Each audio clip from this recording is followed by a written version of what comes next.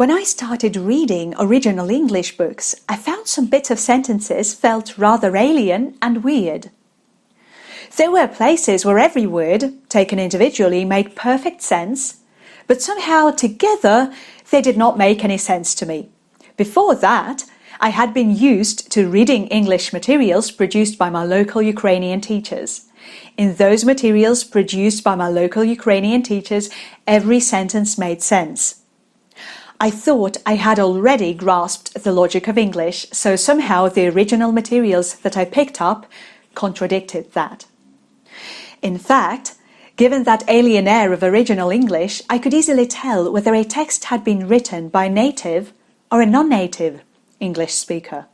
In my mind, English was supposed to work differently, just like Ukrainian or Russian did. It's only now, a decade later, that I have formulated the reason for that strangeness. Every language has its own unique logic. You cannot transpose the logic of Ukrainian onto English. But that was exactly the thing my classmates and I were taught to do at school.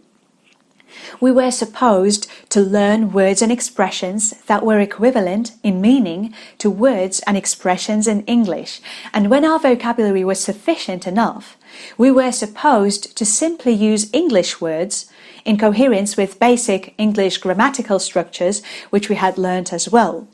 But there was one missing element. We were not taught that English speakers think differently. They have a different logic of expression, which speakers learn from day one. This inner logic that the language obeys is what you might have heard people refer to as our inner grammar.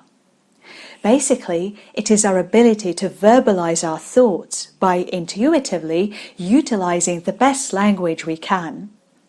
This ability to verbalize our thoughts seems to be fueled by our inner grammar, that inner understanding of the logic of a language before we learn any rules, to describe that logic in meta terms. Meta terms are the terms we use to describe the hidden workings of a language.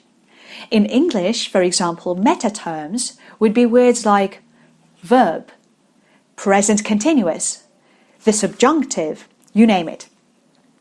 Meta-language is language that talks about language. Meta-language is the rules, and language is the words you use to represent reality and communicate your ideas. In a natural setting, children learn language first, and then, when they go to school, it is followed by meta-language. In a typical English lesson I had back at school, we had it the other way around. Pupils started by learning meta-language, and then bits and pieces of language got scattered across that language as we moved along. I do not mean to assume that this method is utterly ineffective. Perhaps it is effective for some people, I don't know. It did not work very well for me, but I don't think it's wise to extrapolate my experience. In fact, could you let me know in the comments if you started learning a foreign language from the rules back in your school days as well? How effective, maybe on a scale from 1 to 10, do you think that introduction to a foreign language was in your experience?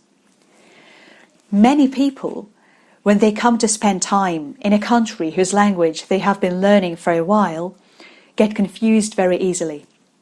They complain and wonder, is it the same language I even learnt in my class?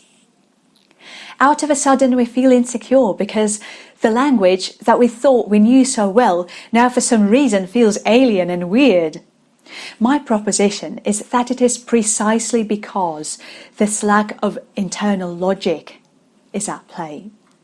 There may be other hindrances, including pronunciation, but to a great extent, in my observation, it is the lack of that unspoken feeling of the inner logic of the language that creates this gap.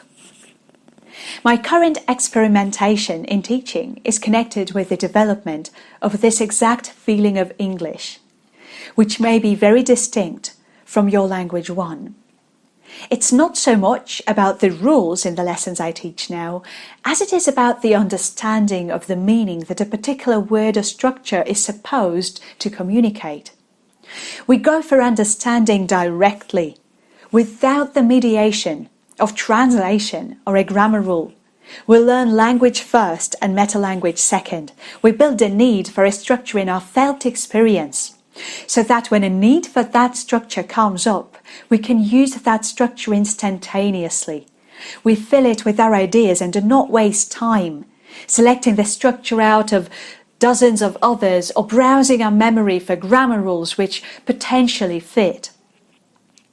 We simply know what is right, just like in our first language.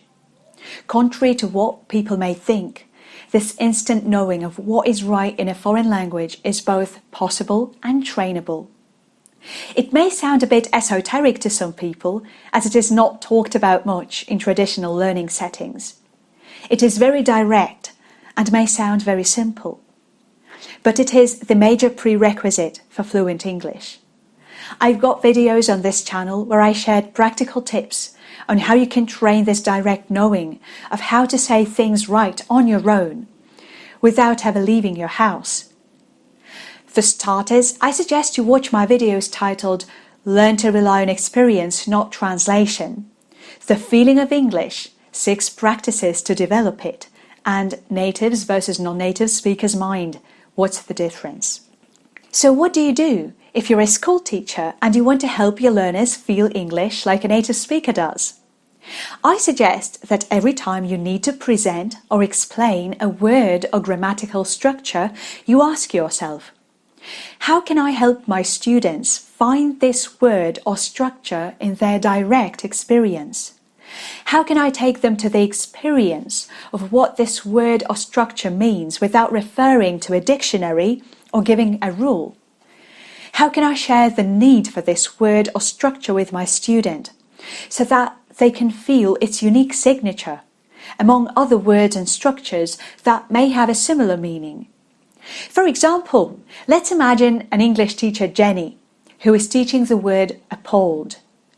Instead of explaining the word or saying an equivalent in her students' first language, Jenny tries to find a clever way of helping her students connect with the experience of appalled. She asks them, how would you feel if you saw that someone is robbing a blind beggar? How would you feel if I came up to you and punched you in the face? That may induce the experience of feeling appalled in Jenny's students.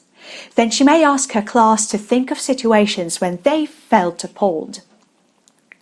Then her students might want to formulate the definition of appalled based on their direct experience rather than the other way around. Now, when teaching present perfect, Jenny chooses to help her students feel the need for this new tense first.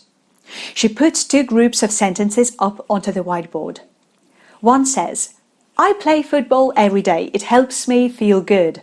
Second, I can play football very well now because I have played it since 2015. Then she asks students to feel the meaning of both sentences. There is a quiet moment in class as students are feeling into the difference, and after that, Jenny may draw a timeline for each sentence and ask concept-checking questions, instead of teaching a rule first, and then asking students to create a sentence to comply with that rule. See if you can flip the process. Help students find or create the experience that the word represents first, and then get them to formulate the rule for it. I hope this video has been useful. If you would like to support my work, consider visiting my Patreon page that I have just launched for my Intelligent project. The link is in the description box down below. I'm looking forward to being together again very soon for more intelligent tips on learning English. Bye bye for now.